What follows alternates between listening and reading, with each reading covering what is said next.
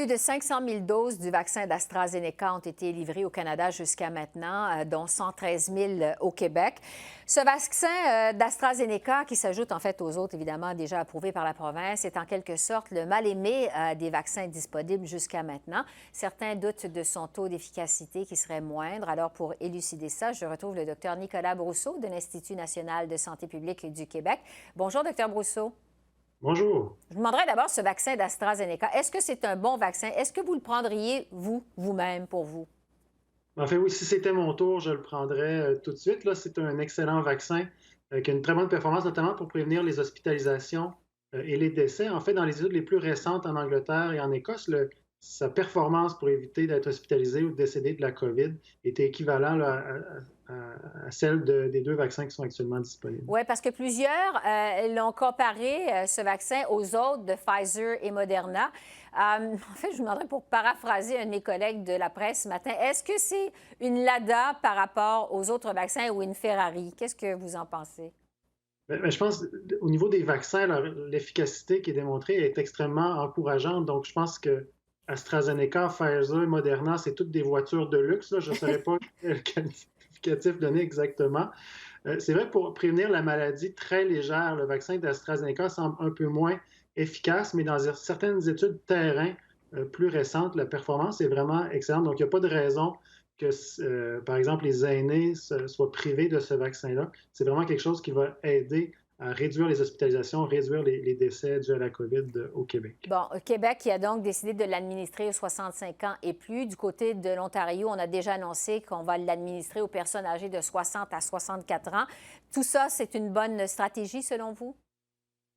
Oui, bien, la stratégie précise, chaque gouvernement a à l'établir, mais pour nous, dans le fond, ce vaccin-là peut être donné à l'ensemble de la population. Si on le donne à des personnes un peu plus âgées, par exemple, qui sont plus à risque d'hospitalisation, on risque de prévenir davantage de problèmes, de prévenir davantage d'hospitalisation. Mhm. Comme je l'ai mentionné, il y a un peu plus d'incertitude pour la prévention de la maladie très légère. C'est pour ça qu'on met des réserves vraiment pour les groupes les plus à risque, comme les résidents en CHSLD ou les résidents en résidence privée pour aînés, où là, on dit que c'est peut-être préférable de se tourner vers le vaccin de Pfizer et Moderna, mais le vaccin d'AstraZeneca n'est pas contre-indiqué là, pour aucun groupe de la population. Et pour ce qui est de la décision de l'administrer aux gens à domicile, parce qu'on sait que le vaccin d'AstraZeneca se transporte mieux, c'est une bonne décision aussi?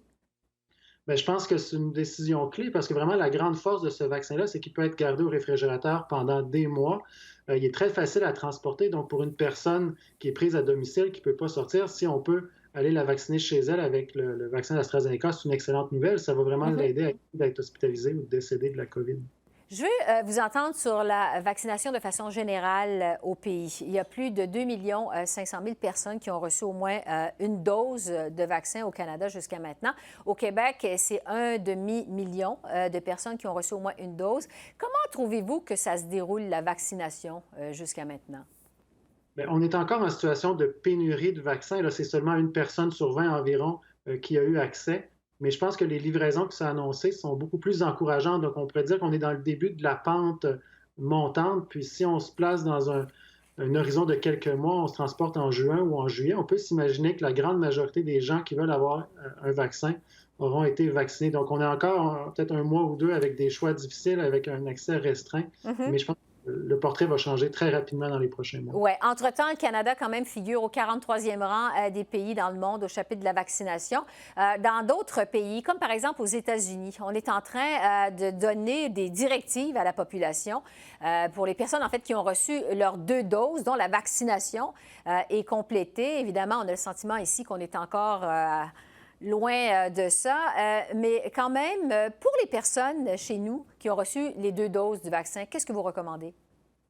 Je pense que le message clé, c'est la prudence. Faut bien comprendre qu'on n'est pas dans la même situation qu'aux États-Unis. Il y a beaucoup moins de gens qui ont été vaccinés. Ici, le virus est bien présent. Les gens continuent à mourir du vaccin. Puis les gens vaccinés, oui, sont moins à risque, mais ils ne sont pas invincibles. Donc moi, vraiment, je recommande aux gens qui ont été vaccinés de continuer à appliquer les mesures sanitaires de la même façon. Il ne faut pas que les vaccinés se mettent à multiplier leurs contacts parce que paradoxalement, bien, ils pourraient avoir des problèmes. Les gens vaccinés sont vraiment pas invincibles. Oui, c'est ça. Donc, garder le masque, garder les mesures de distanciation physique et tout. Donc, rester, comme vous dites, très prudent. En terminant, docteur Brousseau, vous êtes de l'Institut national de la santé publique au Québec. Vous avez sûrement entendu le premier ministre François Legault qui a admis aujourd'hui qu'il aurait pu faire mieux pour gérer la pandémie. Ça survient un an après le début de cette crise sans précédent. Qu'est-ce que vous avez pensé de ce mea culpa du premier ministre Legault? Mais la première chose qui me vient en tête, c'est qu'il reste que gérer une pandémie de cette ampleur-là, qui est probablement la pire pandémie du siècle, c'est pas une mince affaire, donc ça peut pas aller bien à tous les jours. Nous, on émet les recommandations scientifiques pertinentes par rapport à la vaccination. On travaille fort pour que du côté de la vaccination, que ça se déploie le mieux possible, puis qu'on protège les gens au plus vite. Ouais. Donc, j'espère simplement que pour ce volet-là, ça va être un succès au cours des prochains mois. Docteur Nicolas Brousseau, merci beaucoup de vos précisions. Merci. Merci. Au revoir.